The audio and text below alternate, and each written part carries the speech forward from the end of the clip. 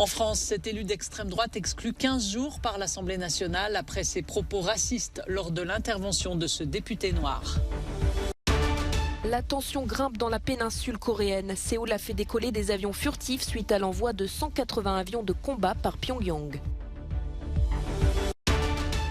Le chancelier allemand Olaf Scholz à Pékin, une visite qui a suscité les critiques en Allemagne et parmi ses partenaires européens.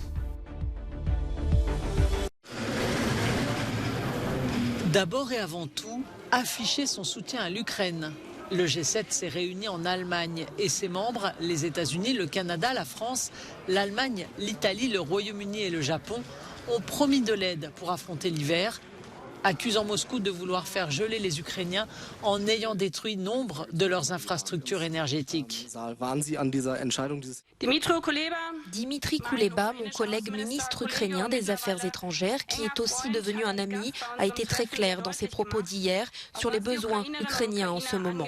C'est pourquoi nous préparons la période hivernale. Nous fournirons des générateurs, des chauffages, des conteneurs pour se loger, des stations d'épuration des eaux usées, des pompes à eau et des installations sanitaires. Le G7 a dénoncé aussi l'escalade en Corée du Nord et la répression des manifestations en Iran. Sur la Chine, sujet délicat, les pays du G7 se sont dit prêts à une coopération constructive. Un rassemblement de soutien pour Carlos Martens Bilongo et une punition pour Grégoire de Fournas. Je parlais du bateau. L'élu d'extrême droite écope de la peine disciplinaire la plus sévère pour les députés. Interdiction pour lui de paraître au Palais Bourbon pendant 15 jours de séance et privation de la moitié de son indemnité parlementaire pendant 2 mois. On indique une détérioration significative du climat. Pas du tout. La veille, Grégoire de Fournas avait interrompu l'intervention de ce député noir dans l'hémicycle. Carlos Martens Bilongo, de la France Insoumise, s'exprimait sur le drame de l'immigration clandestine quand le député RN a lancé qu'il retourne en Afrique. Grégoire de Fournas a ensuite catégoriquement nié tout caractère raciste, assurant parler du bateau humanitaire Ocean Viking bloqué en mer avec 234 migrants et pas de Carlos Martens Bilongo. Il a dénoncé une manipulation de LFI visant à lui prêter des propos dégueulasses, je cite. Jordan Bardella, en pleine course pour la présidence du RN, a soutenu l'élu de son groupe dans ce tweet. Quel que soit le destinataire de cette intervention, le vice-président du RN, David Rachlin, a regretté le manque d'humanité des propos de Grégoire de Fournas. On ne s'exprime pas comme ça au sujet d'êtres humains, surtout à l'Assemblée, a-t-il déclaré, résumant ainsi une affaire qui a fait scandale jusqu'au plus haut sommet de l'État. L'Institut pour l'étude de la guerre rapporte que la Russie continue de retirer des troupes et du matériel du nord-ouest de l'oblast de Kherson, mais il est toujours difficile de savoir s'ils vont se battre pour la ville de Kherson. Le groupe de réflexion observe que les forces russes préparent toujours des positions de repli et de défense sur la rive gauche du fleuve Dnipro et au nord-ouest de la capitale administrative Kherson, tout en y transportant des forces mobilisées supplémentaires. Certaines unités d'élite russes, comme les forces aéroportées et l'infanterie de marine, continueraient à opérer sur la rive occidentale du fleuve Dnipro, et cela reste le meilleur indicateur des intentions russes. Ainsi, si le déplacement de l'administration d'occupation de la région de Kherson vers Henichesk et Skadovsk, près de la frontière avec la Crimée, peut laisser penser que les forces russes se préparent à abandonner la ville de Kherson, il peut également indiquer qu'elles mettent en place les conditions d'un combat urbain. Pendant ce temps, dans l'est de l'Ukraine, l'armée russe a prématurément mobilisé une concentration insuffisante de personnel sur des poussées offensives près de Barmout et Vuhledar, dans l'oblast de Donetsk, gaspillant les nouvelles recrues sur des gains marginaux vers des colonies insignifiantes sur le plan opérationnel. Toujours d'après l'Institut pour l'étude de la guerre, Moscou aurait probablement eu plus de succès dans ses attaques si elle avait attendu l'arrivée d'un nombre suffisant de mobilisés pour ramasser une force assez importante pour battre les Ukrainiens. Le ministère britannique de la Défense avance qu'à cause du moral bas et des réticences à combattre, les forces russes ont probablement commencé à déployer des troupes pour faire barrage et des unités de blocage. Ces unités menacent de tirer sur leurs propres soldats afin de forcer les offensives, des méthodes déjà utilisées dans de précédents conflits par l'armée russe. Récemment, des généraux russes ont aussi souhaité que les commandants puissent utiliser des armes contre les déserteurs et puissent éventuellement exécuter ces soldats après un avertissement. Selon l'agence britannique, cette menace témoigne certainement du moral bas, de l'indiscipline et de la mauvaise qualité des forces russes. L'oiseau bleu a du plomb dans l'aile et ses 7500 salariés vivent désormais avec la peur au ventre. Quelques jours à peine après la prise de pouvoir brutale d'Elon Musk, l'entreprise pourrait supprimer la moitié de ses effectifs dans le monde. Les employés l'ont appris par un mail ce jeudi. Le courrier explique qu'un autre message leur sera envoyé dès ce vendredi dans lequel ils apprendront ou non leur licenciement.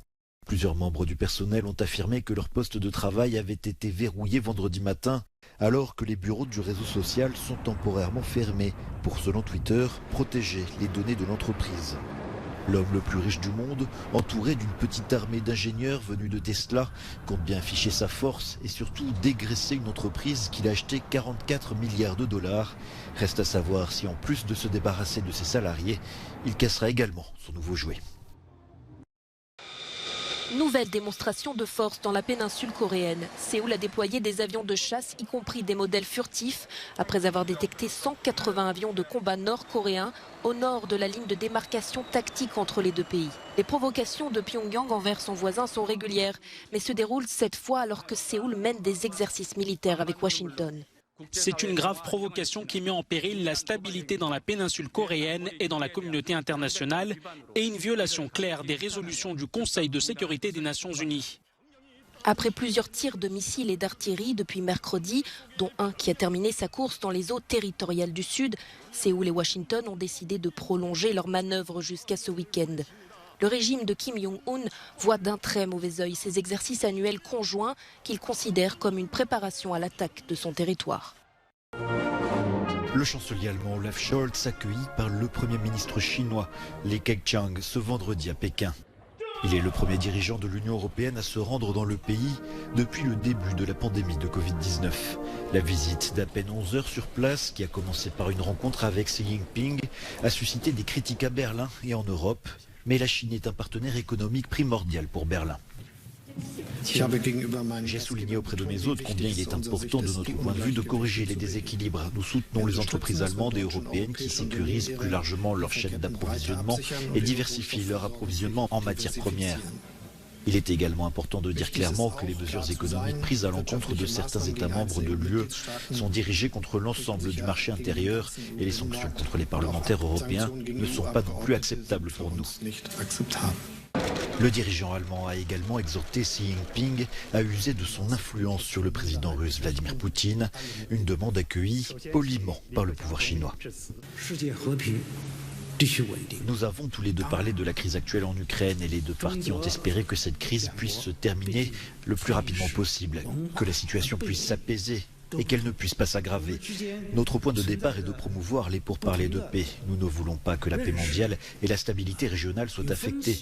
Et nous ne voulons pas non plus que la stabilité de la chaîne industrielle et de la chaîne d'approvisionnement internationale soit perturbée. Dans les valises du chancelier, les patrons de Volkswagen ou de BASF venus signer des contrats.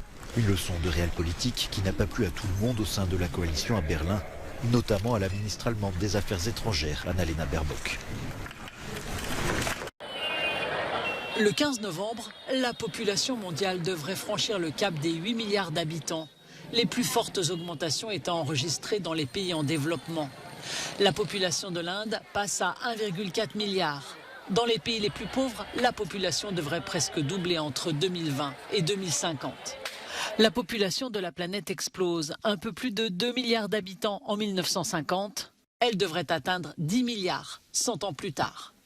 Dans certains pays, les taux de natalité augmentent grâce à un recul de la mortalité infantile et l'amélioration des soins de santé. En Afrique, le manque de contraception et d'éducation des femmes participe à la démographie galopante. En Europe notamment, les taux de natalité ralentissent. La croissance démographique est-elle une bonne chose ou pas? Certains experts estiment qu'elle contribue à la pauvreté et à la dégradation de l'environnement.